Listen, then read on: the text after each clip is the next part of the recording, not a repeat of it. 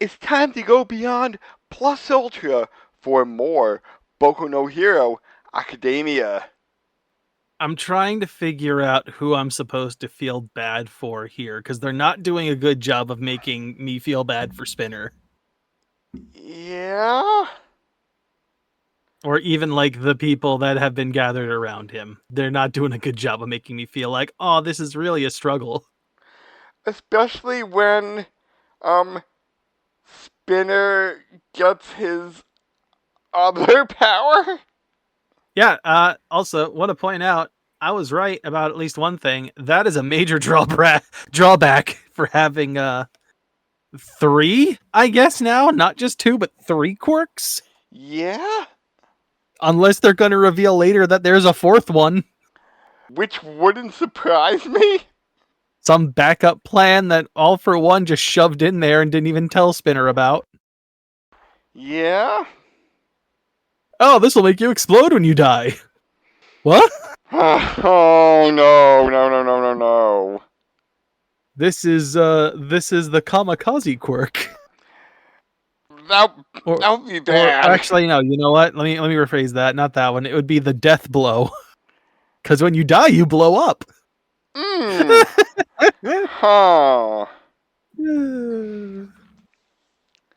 So yeah, this was. Yeah, you're right. It's like feel bad for Spinner. Okay. Like here's the thing, right?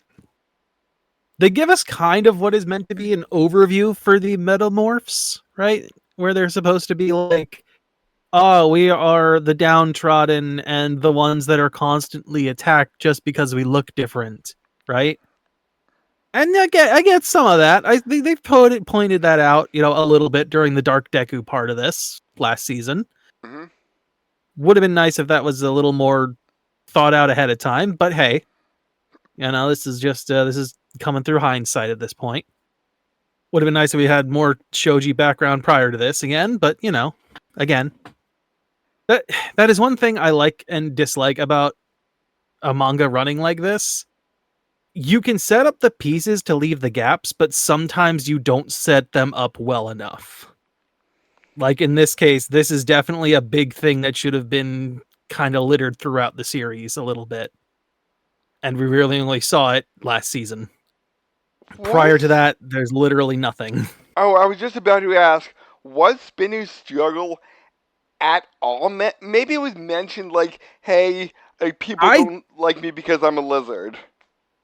I don't think they ever specifically called that part of it out. Oh, There really? was a little bit, I think, during the villain arc about him being a shut-in, but they don't specify why. At least Oh. not as far as I recall. Like he was only inspired because he saw things with Stain Okay. about like changing the world around to be better. And you could, maybe you can draw the implication now that he might have been attacked or what have you, but there was never anything explicitly mentioned. He just kind of, the way I had always taken it was like he was a shut in that really didn't like enjoy society as a whole, and through, seeing shit about Stain, he saw like some kind of inspiration. Mhm. But that's about all I got out of it. I didn't get, oh man, all the metamorphs are being persecuted. I believe I they mean, call it like heteromorphs. heteromorphs. All right, fine, we'll go with that one. Yeah, this is one of those things that should have been a bit more deep seated, not just kind of like revealed now And as a how big thing. and how long did Spinner have to round up all the heteromorphs? Because 15,000? So here's what I'm not sure of. I don't know how many of them have connections through All for One as a whole, and how many of them were connected through what Redestro had going on prior. Okay. I feel like a lot of it was from the Redestro side of things, and that oh god, I always forget his goddamn name, Skeptic, and that Skeptic probably called on them to come in and with this. That would be my guess. My Okay. bigger question is like, Why are you following Spinner? He doesn't seem like he's that smart right now. He seems pretty fucking stupid. Why is he your spokesman? I wouldn't say stupid. I would say like brain fog. My point is like he doesn't say things that make sense with the general context of what's being asked. Hence why I'm saying stupid. You have the point where Shoji is like talking about where's your fucking plan? You're just going to murder everyone in the hospital when you get in there who's done nothing wrong. And his answer is just, who cares? Yeah, but the Like at that heroes. point, the crowd should be like, what the fuck, man? Because at this point, they're all like kind of on pins and needles about both sides of the situation. Yeah, like who should we side with? Because the They're both hero is he's making a making a good good point. point. Yeah. Like what are we gonna do? Are we gonna murder poor children in the hospital? The heroes evacuated. What did you guys do? Not that. Yeah, but with the hero side only numbering about 200, they're like massively outnumbered. I mean, this is where you have that choke point, which is what I assume those riot officers were doing. Kind of getting like a 300 style choke point going on. But luckily, Present Mike, Tentacle, and Anna Voice are there. Also, I forget what his name is. Something Lock. Lock Dude who Lock? like that might be that one. Dude locks the items in place. Ah, wait, is he Jamaican or At the not? very minimum, he is a like African character. I don't know Hmm. specifically where from. Could be the Caribbean, could be from America, could be, just, a black dude who was like, Japan's really cool. I want to live here. Okay, Or who had family that lived there prior. because we like his costume of yellow and green makes me just think of like Jamaica for. I'm thinking the Jamaican flag is yellow and green. Isn't it yellow, red, and green? Or at least that's the Rastafarian hat anyway. Jamaican flag is yellow, black, and green.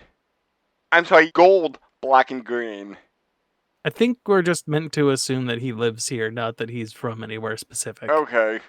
He's been here before. And I may have brought it up before. I don't think you have, actually. Oh. I think this is a new one. Also, yeah, I want to point out Spinner's drooling like a fucking maniac. Yes. And he apparently has to have an interpreter, which is this weird spider dude. He has like kind of an arachnoid shaped head.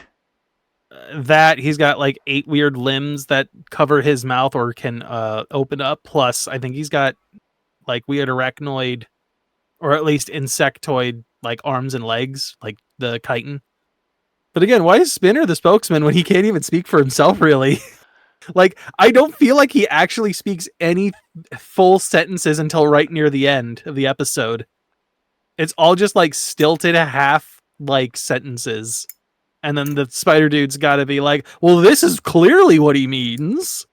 But yes, we get to see Spinner. We get to find out that, there's some backlash to his multiple quirks that he now has. Huge mental strain at the very minimum. Potentially, death. Fast death approaching. Because with his, I believe it was body bulk, I found out, Yes, that's the second quirk. and scale The, mail pops up. is the third.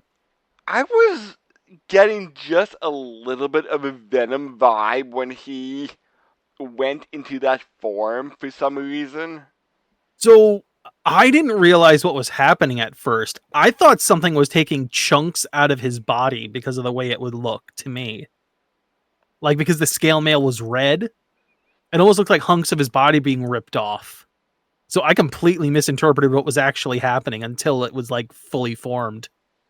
But before this happens, we have a good aura scene. Yeah, we do. We get to see some aura aura. We get to see Shoji with his mask off and him talking about pointing out how the heroes did good shit like we mentioned earlier. You guys are just running amok. Like, hey, if you want your cause to be known, stop attacking. All this violence will set everything back 30 years. Yeah, you're all gonna just like cause your own deaths or the deaths of your children because you're being stupid. Because you're not thinking straight. You're letting your emotions dictate your thoughts or your dictate your actions. Yeah, what is it? It's the line is like, "Tell us your justice, Spinner," and his fucking line is just drooling like a moron. I should have taken a picture of this one. When drooling like a moron, just being like, "Who cares?" I'm like that. That alone should have fucking turned them all like, "What the fuck is wrong with this dude?" Yeah, yeah. I was just thinking of how many people were like, what's even going on? I'm out, bro. Right? Yeah. It's such a dramatic just slap in the face of like realization of who you're following at that point.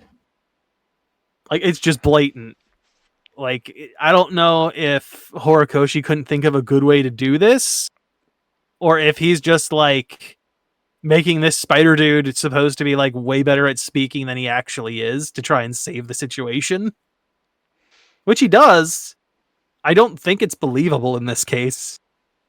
Like if Spinner had even said something slightly coherent in response to that question, I might be more willing to believe, but the line "who cares" is just too far for it to be Mm. believable to me.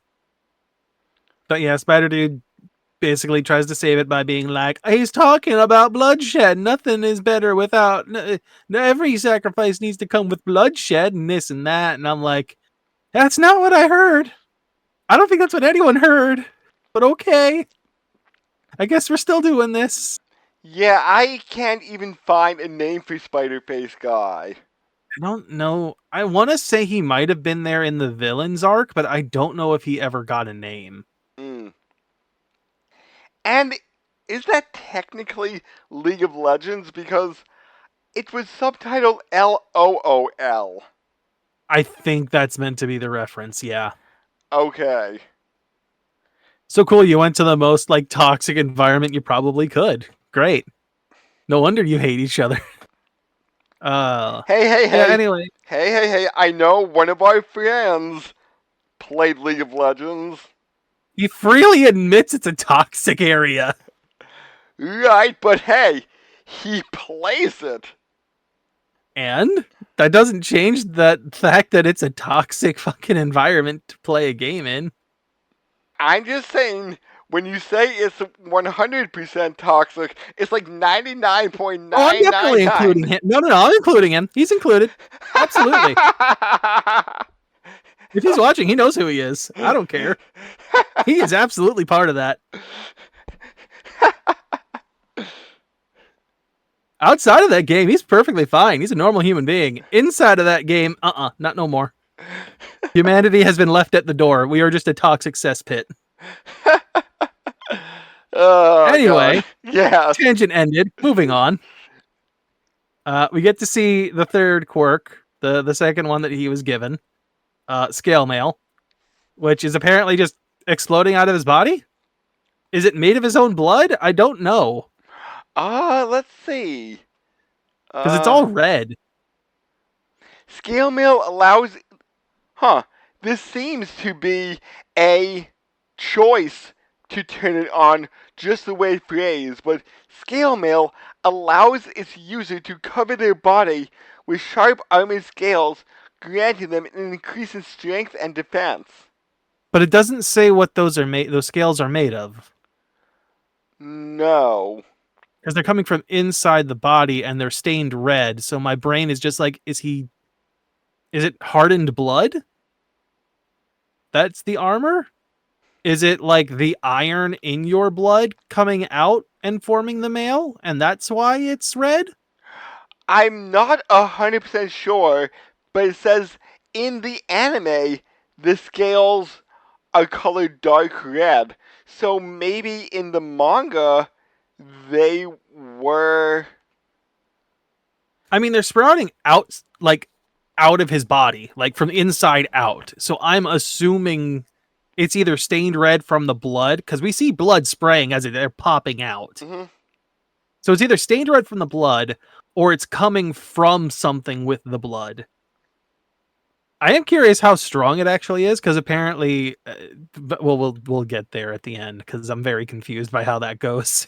Yeah. But anyway, scale mail is a thing. It would be nice if you got to see it like actually deal damage to Shoji or whoever Spinner ends up fighting, because it is like shark skin looking almost, where if you would rub it the wrong way, it would like shred your skin. I didn't think of it, but now that you brought that up, yeah, I could see that being used offensively too. Fucking spin dash, Yeah. reverse spin dash. Huh. Anyway, Shoji is fighting Spinner. Meanwhile, we have Anna Voice down there in the crowd, fighting with the crowd and a bunch of birds. And we have our definitely not the spokesman spider dude shouting from the rooftops, encouraging people to just be insane. Do you And then we get a think flashback. do you Sorry, think go ahead. if Spider Dude was gotten rid of, people wouldn't be following Spinner this much? My thought was, had they gotten rid of Spider Dude earlier, right? Had they shut him up, you'd be able to more easily reason with the crowd. Because you Eh, wouldn't have another guy reinterpreting the bullshit that Spinner is saying. yeah, because Spinner is, I forget how he became like the lead heteromorph with that everybody looks up What to. little we've got out of that is kind of like I think people within either All for One or Redestro's organization spreading his image around. Like we do see some of them looking at his photo before the fight actually ended up starting. Oh, so he just has really good PR. That's it. That's pretty much it, yeah. Ah, okay. That's about all I can gain from what we've seen in this so far, is that he's just got like people giving him PR Mm. without him ever showing up. Wah wah. Um Anyway, flashback to where Shoji tells everyone about, how horrible his life was, except for the one good time where he saved a girl. Yeah, everybody was saying you're a monster, you're a freak with your 8 arms. 6 arms, really, but Okay. Oh yeah, he's and he's got 6, yeah. unless you want to count his legs. Yeah, and Grape Juice was saying like, I called her an octopus. I'm so sorry. And like a lot of 1A was Well, like, apologizing. at the same time, right? I'm looking at this and I'm like, how many of these guys are also heteromorphs? Like, um, Korigiri? uh, uh, not Kurogiri. Uh I'm thinking the kids here. I forget. I'm blanking on her name. The acid girl is one. Tsuyu is technically one, though she probably passes better than the others. Who else is in there? oh Tsukiyomi, oh Tokiyami. Tokiyami. Yeah, he's saying Yeah, Tokiyami, Tsukiyami. yeah, that's It's the who same one, same character, just different name.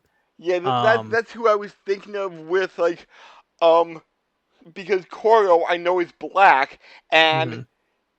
yeah, my mind just went like Korogiri, Dark Shadow.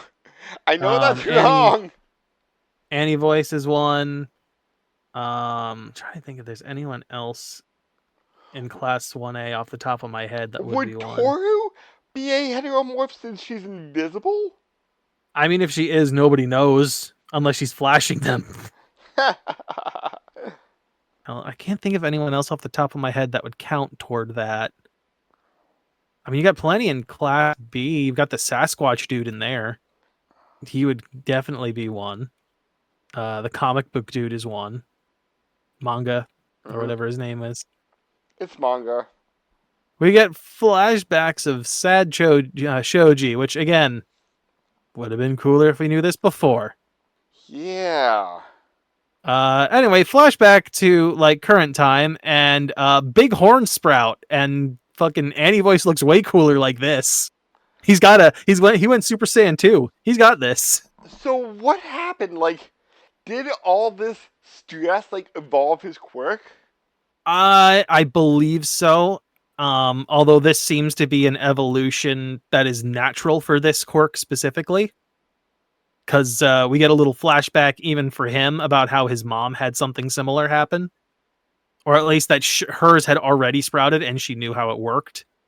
In this case, like not Shoji, Annie Voice no longer has to, Coda. That's his name, Coda. Finally, I have it. Uh, Coda no longer actually has to like voice his feelings or ask any of the animals to do what he wants. They feel his emotions. He's essentially an empath putting his emotions onto the animals, which he uses that to send the crows and knock down the spider dude.